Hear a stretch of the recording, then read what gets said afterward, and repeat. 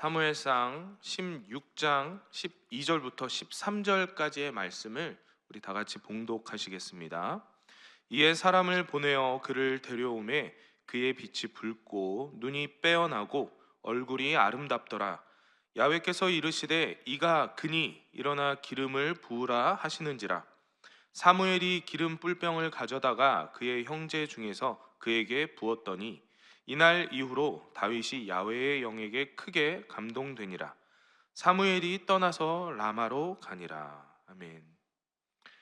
우리가 세상의 기업이나 회사에 어, 채용되고자 할 때, 일하고자 할 때 우리가 무엇을 준비합니까? 간단한 이력서를 제출하죠. 내가 가진 자격증이나 나의 학력이나 나의 나됨을 자랑하고 알릴 수 있는 것들을 어, 회사에 또는 기업에 제출을 합니다. 수많은 사람들 중에서 내가 반드시 필요한 인재다, 나를 뽑아야 한다라는 것을 알리기 위해 그렇게 많은 내가 가진 능력들을 자랑하듯이 준비해서 이력서를 준비합니다. 그래서 그 해당 회사가 필요로 하는 그 인재에 대해서 미리 준비들을 하죠. 여기서는 어떤 능력을 가진 자를 뽑는지 그런 것에 대해서 미리 조사를 하죠. 만일 회사가 전혀 원치도 않는 전혀 다른 자격증들만 가지고 가서 취업을 신청하고자 하면, 그리고 면접을 본다면 어찌 되겠습니까? 100% 떨어지겠죠. 예를 들어서 IT 관련된 회사에 취업하고자 하는데 그것과는 전혀 상관없는 어, 심리학 관련 자격증이랄지 아니면 스포츠 관련 자격증이랄지 이런 것들을 아무리 갖고 있어도 어, 소용이 없다는 거예요. 그 회사에서 필요로 하는 인재의 자격이 되어지지 않기 때문이죠. 내가 가고자 하는 방향에 맞게 필요로 하는 것에 맞추어서 내가 나의 능력을 함양해 나가야 하는 것입니다. 하나님께서는 하나님의 일을 행하실 때 항상 사람을 세우시고 하나님의 그 원대한 일을 이루어 나가십니다. 그리고 우리 그리스도인들은 그렇게 하나님께 택함 받아서 하나님의 일을 행하기를 소망하는 자들이에요. 그렇다면 우리는 이 하나님이 원하시는 자의 모습으로, 하나님이 택하시고 채용하시고자 하는 자의 모습으로 하나님 앞에 나아가야 하겠죠. 그럼 우리는 어떤 스펙들을 갖춰야 될까요? 어떤 자격들을 갖추고서 하나님 앞에 나아가서 주님 날 사용해 주십시오, 이렇게 말을 해야 할까요? 오늘 사무엘상 16장의 말씀을 통해서 하나님께서 기름 부으시는 자는 과연 어떠한 자인지를 한번 살펴보기 원합니다. 말씀을 보면 하나님께서 이 이스라엘 민족에 새로운 왕을 준비하고 계획하고 계심을 우리가 알 수 있어요. 이미 사울 왕에게 미리 경고하심으로써 새로운 왕이 나게 될 것을 말씀하고 계셨습니다. 사무엘상 13장 말씀입니다. 사무엘상 13장 13절에서 14절 말씀이에요.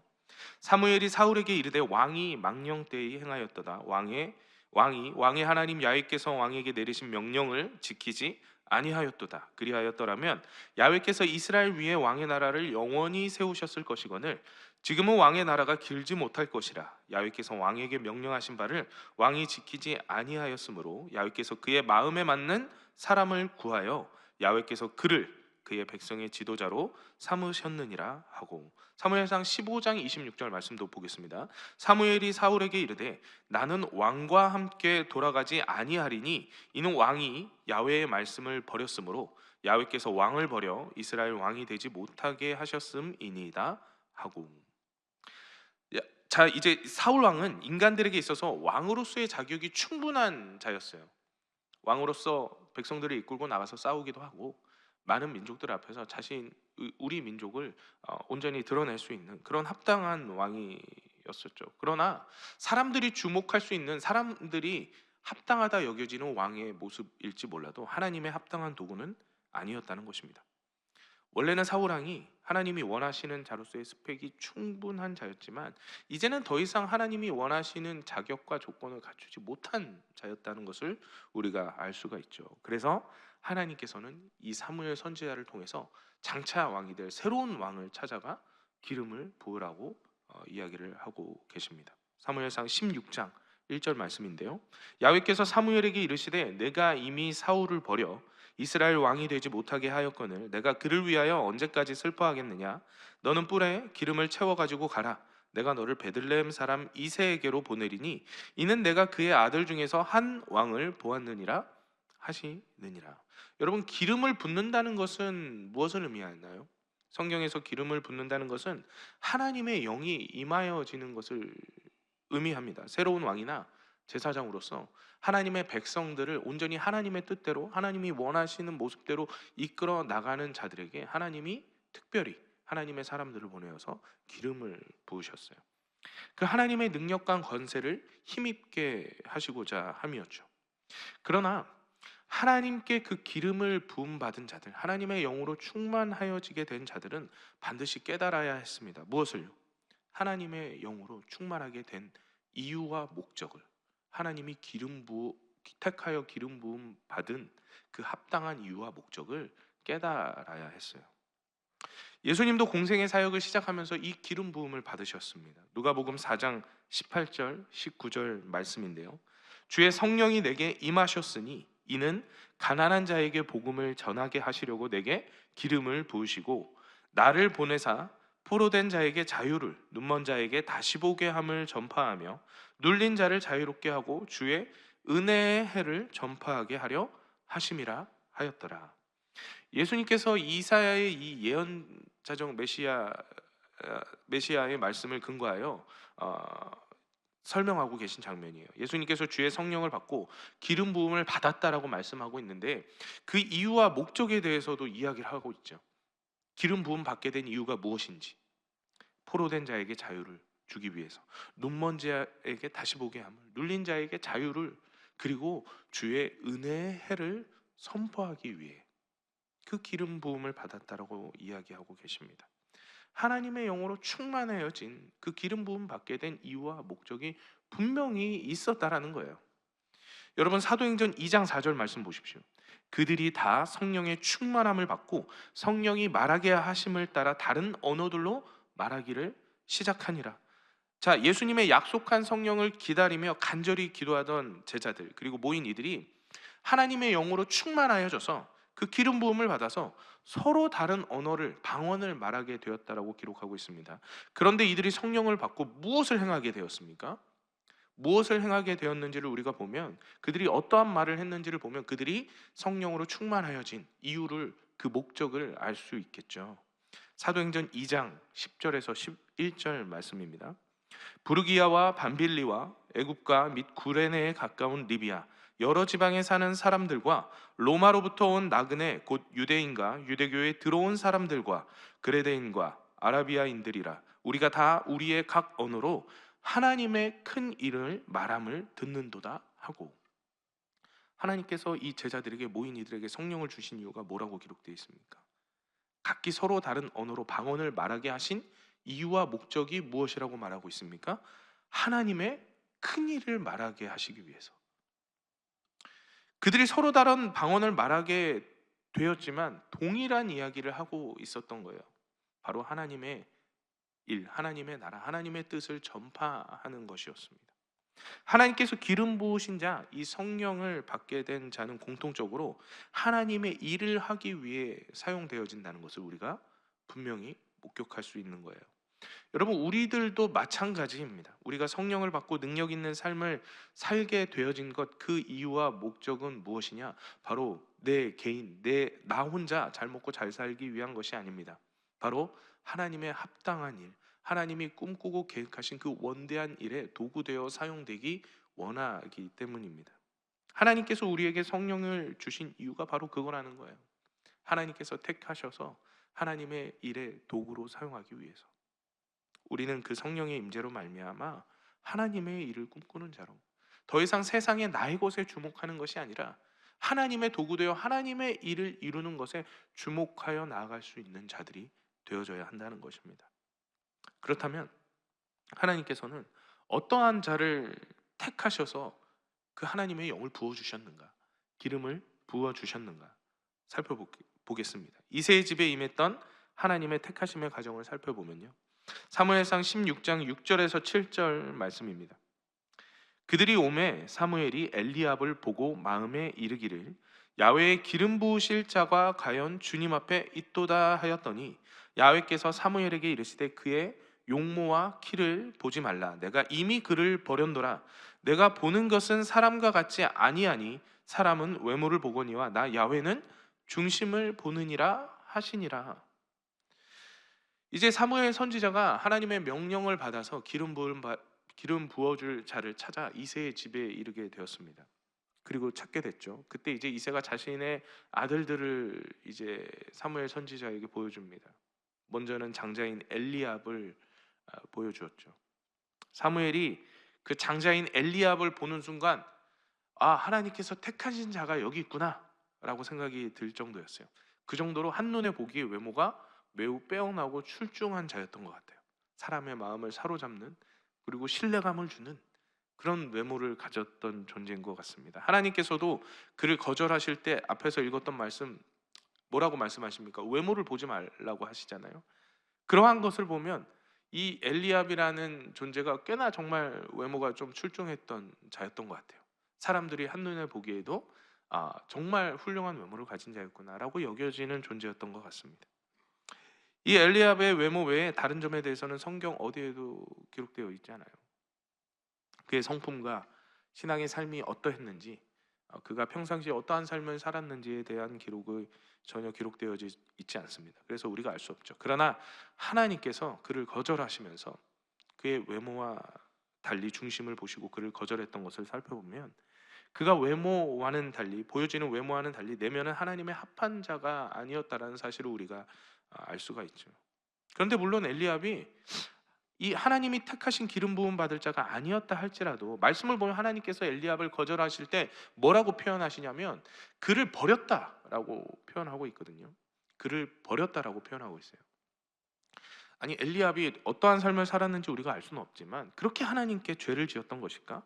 하나님 앞에 무언가 큰 잘못을 저질렀던 것일까? 왜 하나님은 그를 버렸다라고 표현을 하신 것일까? 우리는 이 엘리압을 통해서 사실 엘리압의 어떠함이 아닌 사울 왕의 모습을 연상지어 볼 수가 있어요. 외모가 출중했던 자였고 사람들이 주목할 만한 능력을 가진 자였어요. 정작 하나님이 원하시는 스펙을 가지지는 못했던 자, 마치 사울을 연상시키고 있던 자였다는 거예요. 하나님이 이 엘리압을 보고 엘리압 존재 자체를 버렸다기보다는 마치 사울을 연상케 하는 이 엘리압의 모습을 보면서 사람들이 주목하고 사람들이 기준 삼아 바라보는 것들, 사람들을 만족시키는 자를 택하지 않겠다라는 강력한 하나님의 의지가 담겨져 있다는 것을 우리가 살펴볼 수 있는 거예요. 이새가 사무엘에게 장남인 엘리압을 먼저 보인 이유가 분명히 있을 것입니다. 물론 장남이기도 하고요. 또 장남으로서 성장하면서 동생들을 이렇게 훈육하고 가르치면서 당연히 리더십도 생겼을 것이고요. 누가 봐도 출중한 외모를 가졌고요. 사무엘 선지자도 그러한 여러 점들을 보면서 한눈에 보기에 하나님이 택하신 자가 여기 있다 이렇게 생각이 들었던 것일 거고요. 하지만 하나님께서는 그 사람들이 주목하고 내세우는 그 스펙들, 그것을 하나도 고려하지 않겠다. 오직 하나님 자신의 기준대로 택하겠다라는 의지를 보여주신 것입니다. 그렇다면 사람들이 바라보는 그 기준이 아닌, 그 능력이 아닌 하나님이 택하시고자 하는 사람의 기준이 과연 무엇이었을까요? 하나님이 요구하시는 그 스펙은 무엇이었을까? 말씀에서는 하나님께서 그 중심을 보시고 택하셨다라고 기록되어져 있습니다. 이 중심을 보신다는 것이 무엇이냐? 그 마음의 중심에, 그 사람의 마음의 중심에 얼마나 하나님으로 가득 차 있다는 것을 설명하는 것입니다. 얼마나 하나님의 꿈을 꾸고 있고, 얼마나 하나님과 동행하며 하나님의 뜻을 묻고 구하고 답하며 살아가고 있는가? 그의 삶의 모습과 얼마나 나타나는 그의 삶의 모습이 얼마나 하나님을 나타내고 증거하고 있는가? 그 중심에 하나님의 마음으로 사로잡혀 있는가를 말하고 있는 것입니다. 아까 말씀드렸죠. 하나님은 하나님의 목적을 이루기 위해서, 하나님의 그 원대한 일을 이루기 위해서 사람을 택하셔서 사용하신다고, 성령을 부어주신다고. 하나님의 이 목적을 온전히 이뤄갈 만큼 다윗이라는 존재, 택함 받은 이 다윗이라는 존재는 하나님만을 바라볼 줄 아는 자였고, 그 마음의 중심에 세상의 다른 것이 아닌, 사람들이 주목하는 그러한 기준들로 가득 차 있는 존재가 아닌 하나님을 기쁘시게 하는 자, 그 모습으로 가득 차 있는 존재였어요. 예수님의 제자들이 성령을 받았을 때도 어떠했습니까? 여러분, 예수님의 제자들이 성령을 받기 이전에 뭘 하고 있었죠? 예수님이 성령을 기다리라고 하실 때 그들은 함께 모여서, 다락방에 모여서 기도를 열심히 하고 있었어요. 뜨겁게 간절히 기도만 했어요. 예수님이 부활하셔서 우리에게 보이신 다음에 하늘로 올라가셨는데 우리는 뭘 해야 될까? 뭐 세상적으로 어떤 힘을 모을까? 사람들을 모을까? 뭐 반란을 일으켜 볼까? 이랬던 것이 아니라 그냥 간절히 모여서 기도했어요. 그들의 마음의 중심에 오직 하나님만을 열심히 가득 채워나가고 있었다는 것입니다. 그러자 그들에게 하나님의 영이 임했어요. 다윗의 택함받고 기름 부음 받게 된 장면 한번 보겠습니다. 사무엘상 16장 12절에서 13절 말씀입니다. 이에 사람을 보내어 그를 데려오매 그의 빛이 붉고 눈이 빼어나고 얼굴이 아름답더라. 야훼께서 이르시되 이가 그니 일어나 기름을 부으라 하시는지라. 사무엘이 기름 뿔병을 가져다가 그의 형제 중에서 그에게 부었더니 이날 이후로 다윗이 야훼의 영에게 크게 감동되니라. 사무엘이 떠나서 라마로 가니라. 12절 말씀을 보니까 분명히 하나님은 외모를 보지 않고 중심을 보신다라고 말씀하셨는데, 다윗에 대해 뭐라고 설명하고 있습니까? 말씀이 분명 외모 얘기를 하고 있어요. 외모 얘기를 하고 있어요. 다윗의 외모 자랑밖에 하고 있지 않는다는 것을 우리가 알 수 있죠. 그의 빛이 붉고 눈이 빼어나고 얼굴이 아름답다. 근데 사실 이게 영웅적인 묘사입니다. 영웅을 독자들에게 소개하고자 할 때, 표현하고자 할 때 사용하는 표현법들이라는 거예요. 그런데 여기에 아주 중요한 단어가 있습니다. 다윗이 아름다웠대요. 여기서 기록된 이 아름답다라는 표현, 이 단어의 어원은 출애굽기에서 모세가 태어났을 때, 갓난아기 시절에 이 애굽의 노예로 살아가고 있던 이 히브리 민족에게 위기가 닥쳤거든요. 모든 갓난아이는 다 죽이라고 할 때였어요. 그때 모세가 태어났었습니다. 그래서 모세는 태어나자마자 죽을 수밖에 없는 운명이었어요. 그런데 그의 부모가 그 갓난아기 모세가 너무나도 잘생겨서 그를 석 달 동안 숨겨서 길렀다라는 기록이 있습니다. 출애굽기 2장 2절 말씀 제가 읽어보겠습니다. 그 여자가 임신하여 아들을 낳으니 그가 잘생긴 것을 보고 석 달 동안 그를 숨겼으나, 갓난 아이들을 모두 죽여버리던 그때 그 병사들을 피해 석 달 동안 몰래 아들을 숨겼는데, 그 이유가 뭐냐? 잘생겨서였대요. 말이 됩니까? 그죠? 근데 여기서 이 아기 모세를 보고 표현한 성경의 기록, 이 잘생겼다라는 표현이 아까 말씀에서 살펴본 다윗의 아름답다라는 표현과 똑같은 단어입니다. 다윗을 보고 아름답다라고 표현한, 이 갓난아기 모세를 보고 잘생겼다라고 표현한 이 토브라는 단어가 성경 또 어디에 기록되어 있는지 아십니까? 창세기서에 하나님이 세상을 만드실 때, 하루하루 세상을 만드시고 마지막 날 인간을 만드실 때, 이 모든 것을 보시고 하나님께서 심히 좋았더라 할 때 좋았다라는 표현입니다.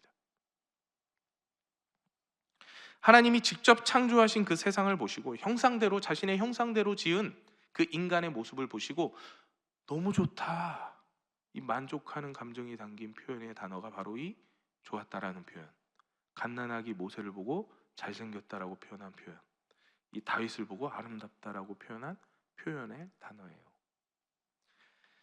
갓난아기 모세가 아직 얼굴도 형성되지 않았던 그때였는데 뭐 얼마나 잘생겼겠습니까? 그죠? 얼마나 잘생겼겠어요? 그저 어머니의 눈으로 보니까 잘생긴 거예요. 부모의 눈으로 보니까 그저 잘생긴 것입니다. 그래서 죽일 수 없어 숨겼던 거예요. 이 단어는 단순히 외모를 칭찬하고 있는 단어가 아닙니다. 외적인 아름다움, 인간의 눈으로 보여지는 이 외적인 아름다움을 표현하는 단어가 아니에요. 하나님이 얼마나 사랑하는 존재인가, 하나님께서 얼마나 만족하고 있는 것에 대한 좋았다라는 표현인가를 나타내주고 있는 표현인 것입니다. 다윗이란 존재가 바로 하나님 보시기에 그러한 존재였다라는 거예요. 그래서 아름답다라고 표현한 것입니다. 그의 외모가 진짜 출중해서 아름답다라고 표현한 것이 아니라, 그를 하나님께서 그의 외모가 아름다워서 뽑고 기름을 부으신 것이 아니라 그의 마음의 중심이 언제나 하나님만을 향한 존재였기 때문에 하나님 보시기에 그 다윗의 마음이 너무나도 이쁘고 만족할 만한 좋은 존재였기 때문에 아름답다라고 표현했던 거예요. 사랑하는 존재에 대한 칭찬의 표현인 것이죠. 그러한 자였기 때문에 다윗은 하나님께 택함 받아 부름 받을 수 있었던 것입니다. 사랑하는 여러분, 우리의 마음의 중심에는 무엇으로 가득 차 있습니까? 하나님의 영을 사모하는 우리들이 날마다 기도의 자리에 나아가서 무엇이라 기도하나요? 하나님, 하나님의 영으로 충만하게 해주십시오. 성령을 부어 주시옵소서. 늘 이렇게 간절히 기도하지 않으십니까? 그렇게 간절히 기도하지만 내 마음에는 그 어디에도 성령이 임할 수 있는 공간이 없어요. 세상 사람들이 주목하는, 세상이 바라보는 그 기준에 합당하기 위해 나 스스로 세상을 바라보며 세상의 것들로 내 마음 안에 가득 채워 나가고 있기 때문이죠. 우리의 눈이, 우리의 마음이 얼마나 세상 사람들이 주목하는 것을 주목하고 있고 세상 사람들이 기준 삼는 것을 기준 삼아 내 마음에 담고 있습니까? 그 스펙을 쌓기 위해 얼마나 노력하고 있습니까? 다윗은 아무것도 가진 것 없고 외모도 큰형님 엘리압이 너무나도 출중한 외모를 가진 자였잖아요. 그 엘리압에 비해 출중한 외모를 가지지도 못한 존재였어요. 그래서 아버지 이새도 사무엘 선지자에게 이 다윗이라는 존재가 있는 것조차 알리지도 않았었거든요. 그러나 그러한 다윗이 하나님 마음에는 가장 합한 자였다는 사실을 우리가 기억해야 합니다. 그 다윗이 가졌던 유일한 스펙, 그가 내세울 수 있었던 유일한 능력이 무엇이었느냐? 오직 하나님만 바라보며 살아가는 마음이었습니다. 우리의 삶에 그 중심에 오직 하나님만으로 가득 채워지길 소망합니다. 그 하나님 원하시는 유일한 스펙을 부단히 내 마음 가운데 가득 채워서 하나님이 원하실 때 하나님이 우리를 택하셔서 사용하시고자 하는 그때에 합당하게 쓰임받을 수 있는 온전한 도구들이 되시기를 간절히 축원드립니다. 기도하시겠습니다. 살아계신 하나님 아버지, 감사드립니다. 언제나 우리의 삶에 함께 하시며 우리를 돌보시는 주님, 주님 뜻대로 이 세상을 살아가며 하나님의 도구 되어 주의 온전한 일들을 감당하는 자들 되기 원합니다. 주님 원하시는 모습으로 온전히 주님께 택함 받아 주의 영으로 충만하여져서 그 능력을 행하며 주님 맡기신 사명 감당할 수 있는 우리 모두가 될 수 있도록 인도하여 주시옵소서. 예배의 자리로 나오게 하심을 주님 감사드립니다. 말씀을 잊지 않고 우리의 삶에 이 말씀을 나타내며 살아갈 수 있도록 주님 역사하여 주시옵소서. 이 예배를 사모하며 귀한 예물 드린 손길들 주님 축복하시고 그들의 삶을 통해 더욱더 많은 것들을 나누고 베풀며 주의 이름을 나타내며 주님의 이름을 자랑할 수 있는 삶이 되어질 수 있도록 역사하여 주시옵소서. 오늘을 믿음 다해 살아갈 수 있도록 인도하시고 삶의 모든 문제들을 마주할 때마다 주님을 의지하며 주의 도우심을 구하는 자들 되게 하여 주시옵소서. 감사드리며 이 모든 말씀 예수님의 이름으로 기도드립니다. 아멘. 하늘에 계신 우리 아버지여, 이름이 거룩히 여김을 받으시오며 나라가 임하시오며 뜻이 하늘에서 이루어진 것 같이 땅에서도 이루어지이다. 오늘 우리에게 일용할 양식을 주시옵고 우리가 우리에게 죄 지은 자를 사하여 준 것 같이 우리 죄를 사하여 주시옵고 우리를 시험에 들게 하지 마시옵고 다만 악에서 구하시옵소서. 나라와 권세와 영광이 아버지께 영원히 있사옵나이다. 아멘. 우리 주님께 영광의 박수 올려드리겠습니다.